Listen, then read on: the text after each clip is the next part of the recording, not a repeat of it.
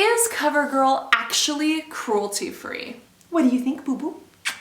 As of December 2018, the answer is surprisingly yes. Okay, bye. And this is actually a much bigger deal than people think it is. This news hit a couple of weeks ago, and as I was telling my friends, being someone who's a cruelty-free blogger, I was so excited, but my friends and family were like, so what? There's a lot of cruelty-free brands on the market and it's nothing unique. Why is this such a big deal to you? End of October, beginning of November, CoverGirl was certified cruelty-free by the Leaping Bunny. Now, what the hell is the Leaping Bunny? This is a certification similar to organic, where a third-party company looks at another company, and if they meet certain standards and specifications, then they can get this seal of approval. And there are 3 main organizations to this day that do that, but the Leaping Bunny is a very highly esteemed one, and they did just certify CoverGirl as cruelty-free.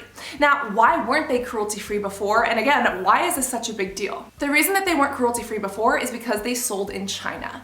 Now, due to Chinese government and regulations, any foreign-produced cosmetic that is to be sold on shelves and in stores in China has to be tested on animals or can be pulled from the shelves and tested on any time. This means that CoverGirl and their parent company, Coty, who owns them and a bunch of other brands, was willingly sending CoverGirl to China and paying the fees that it took in order for them to be tested on animals and therefore sold to that market. Now, it's amazing that CoverGirl is no longer doing that, but why did they do that for so long?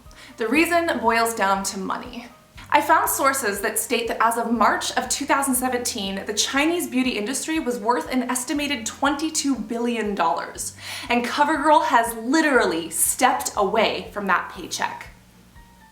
Now, of course it is great when a company decides to go cruelty-free, but this is also kind of an anomaly. CoverGirl is the largest brand to have ever done this, and they're at drugstore prices, meaning that they are mass available to many people who can now actually afford to shop for cruelty-free products when before it was a little bit more difficult to. Also, CoverGirl caters to a wide range of skin tones and ethnicities and skin types, which now means that people will have makeup matches for their skin tone that can also match their ethics.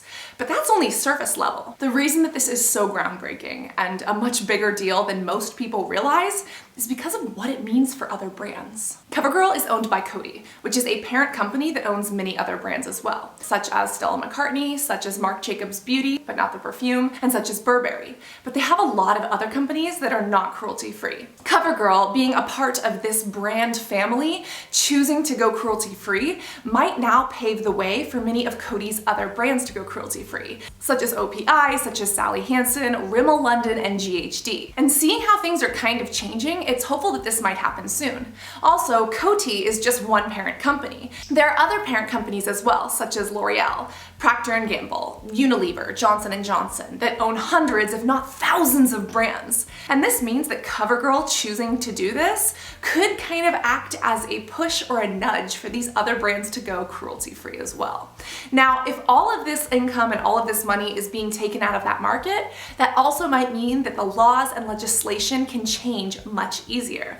There might be a day in the near future that China might be able to go cruelty-free, and that it might be a world standard to not test on animals. Seeing as animal testing is of course cruel and inhumane and many other things that we're not going to talk about, it's also ineffective because my face is quite different than a bunny's. And when it comes to product and safety testing, animal tests are not always indicative of how a product is going to act on a human. And to make sure that we're actually safe and not pumping toxic chemicals into our bodies and environments and causing issues such as cellular mutations that can lead to cancer, it's really important that we actually know how these products react on us, which means doing safety testing and then human testing, and taking the animals and the cruelty out of that equation. This also shows that our voices matter. This is amazing news because it means that a company has actually listened to us. CoverGirl didn't just choose to pull out of China and say goodbye to a $22 billion industry because the CEOs felt like being nice to the bunnies and the dogs and the rats and the pigs. They did it because there was actual market value in doing so. It's because consumers like you and I have spoken up and said, hey, this matters to us, and we're not gonna buy the product unless you meet our morals and values with the cosmetics you're producing. It's really just proof to show that our voices and our opinions matter, and it really does pay to put our money where our morals are. And the more that we push that as consumers, the more that we voice what we need, lead when it comes to cruelty-free and non-toxic and these other things, the more brands will listen. Because if you follow the consumer trail, it's all supply and the demand. Guess what?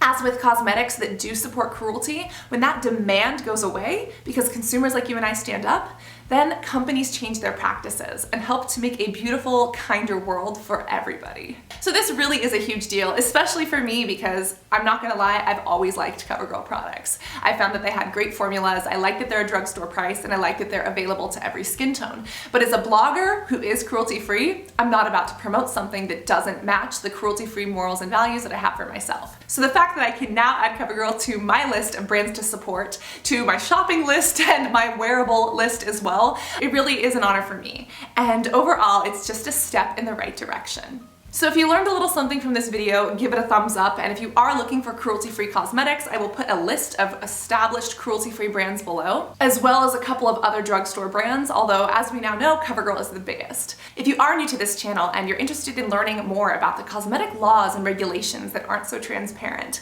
or about cruelty-free makeup, beauty, and skincare, about acne, or just about my cats, be sure to hit the subscribe button. The subscribe and the notification bell are absolutely free, and they will ensure that you don't miss another future video when we talk about some of these topics.